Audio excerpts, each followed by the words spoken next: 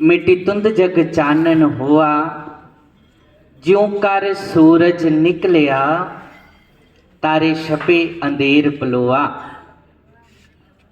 धन धन साहिब श्री गुरु नानक देव जी के पावन पवित्र जन्मदिन अर्थात गुरुपर्व को समर्पित जवाहर नवोदय विद्यालय मावली के आंगन में इस कार्यक्रम में शिरकत कर रहे हमारे आदरणीय वरिष्ठ अध्यापक जी, शिक्षक साथी और प्यारे बच्चों, सभी एक साथ मिलकर जोर से बोलेंगे, फतेह बुलाएंगे।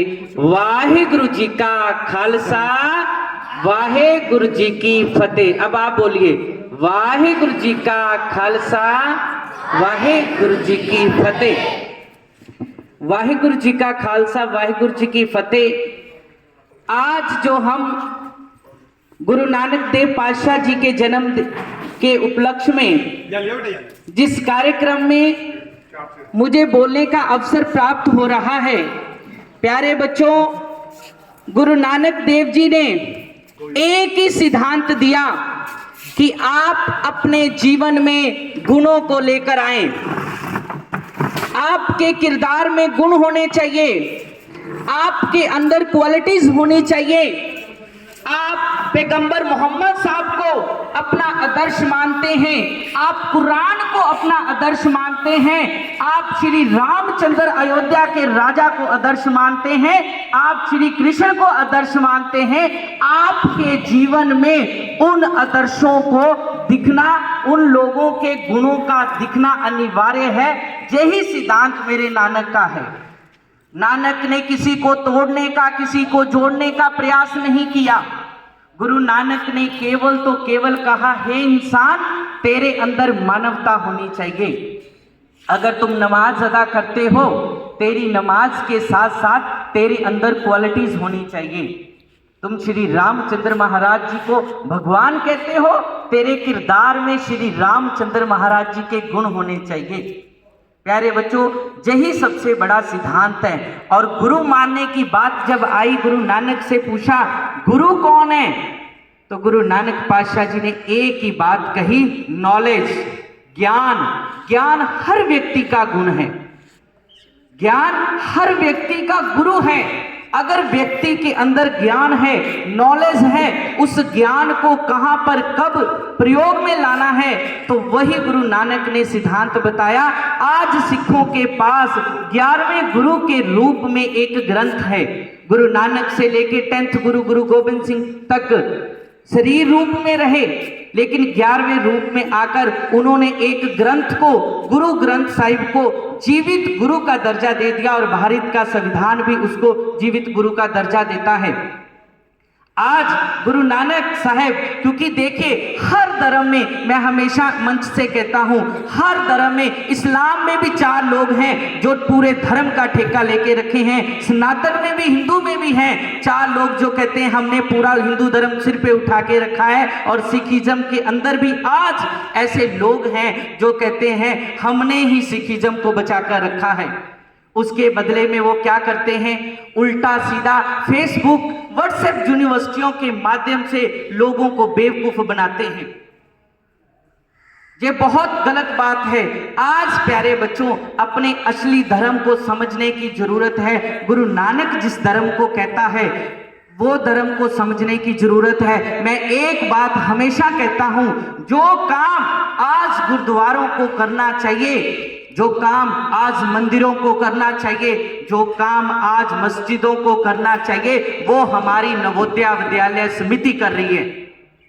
गुरु नानक का सिद्धांत जितना बड़ा नवोदय विद्यालय समिति के अंदर है, कहीं देखने को मुझे नहीं मिलता। गुरु नानक ने लंगर प्रथा को आरंभ किया। एक ही पंक्ति में बैठकर ब्राह्मण, शूद्र, वैश्य, क्षत्रिय, ऊंच नीच को मिटाकर बोला, एक पंक्ति में बैठकर आप खाना खाएंगे। आज नवोदय विद्यालय समिति में देख लीजिए, पूरे भारत में से कश्मीर से कन्याकुमारी तक हर जगह टीचर, कोई पंजाब का कहीं, कोई केरला का कहीं, कोई गुजरात का कहीं जाता है, बच्चों को पढ़ाते हैं। एक ही जगह बिना भेदभाव के 500-700 बच्चा एक संस्था के अंदर पढ़ रहा है। जे सिद्धांत था गुरु नानक का, एक ही पंक्ति में बिना भेदभाव के सबको शिक्षा मिलनी चाहिए, आज देख लीजिए हमारी स्मृति में है। आज सारे एक जगह बैठकर बिना भेदभाव के रामनवमी आती है, उसी श्रद्धा भाव के साथ नवोदया में हम रामनवमी मनाते हैं। अगर कोई और त्योहार सनातन से संबंधित, सिख धर्म से संबंधित, बौद्ध धर्म से संबंधित, इस्लाम से संबंधित आता है, हर नवोदया में बड़ी श्रद्धा और भावना के साथ वो मनाया जाता है। प्यारे बच्चों, जाते जाते एक बात कह दूं, आप लोगों का आज का धर्म जो है, क्योंकि नानक कहता है ज्ञान होना चाहिए, तो नानक जिस ज्ञान की बात करता है वो ज्ञान आज क्या है? आपको 7 साल के लिए नवोदया विद्यालय में आपके माता पिता ने दूर भेजा है। आप किसको देवी देवता मानते हो मुझे नहीं पता, आप गुरु नानक को मानते हो, आप पैगंबर मोहम्मद साहब को मानते हो, आप गुरु नानक को मानते हो, आप किसको मानते हो ठीक है, लेकिन सुबह से शाम तक एक बार अपने माँ बाप की तस्वीर अपनी आंखों में लेके आया करो, एक बार उनकी हालत के ऊपर देखा करो, माँ बाप ने किस तरह से, अगर तो मैं एक बात कहता हूं, अगर किसी के माँ बाप का हेलीपैड नवोदया के अंदर बना है, वो हेलीकॉप्टर से आते हैं, सीधा प्रिंसिपल के ऑफिस में जाते हैं, ना पढ़ो कोई बात नहीं, लेकिन जो दिहाड़ी करके मजदूरी करके आपको हर एक सुविधा इस नवोदया के अंदर देके जाते हैं। प्यारे बच्चों, शायद घर होते, बहुत सारे ऐसे परिवार हैं जो घर होते तो शायद अच्छे कपड़े ना खरीदते पहनते, लेकिन आपका एक फोन जाता है, मम्मी डैडी मुझे इस चीज की जरूरत है, वो तुरंत लेके आते हैं, वो आपकी हर इच्छा पूरी कर रहे हैं। अपने जिगर के टुकड़ों को 7 साल के लिए अपने से दूर किया है। प्यारे बच्चों, उनकी तपस्या को समझो, आप लड़के हो खास करके समझो, आपने कल को उनको संभालना है। मेरे नानक का सिद्धांत यही कहता है, आप अवेयर हो अपनी क्वालिटीज के प्रति, अपने कर्तव्यों के प्रति, अपने गुणों के प्रति।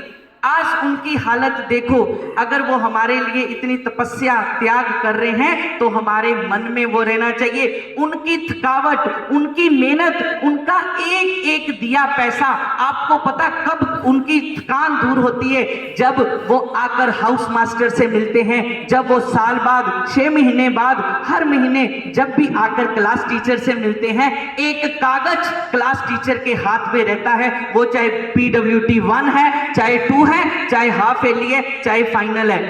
जैसे ही आपके मार्क्स वो देखते हैं, अगर मार्क्स टॉप के हैं, आपके माँ बाप की थकान दूर हो जाती है।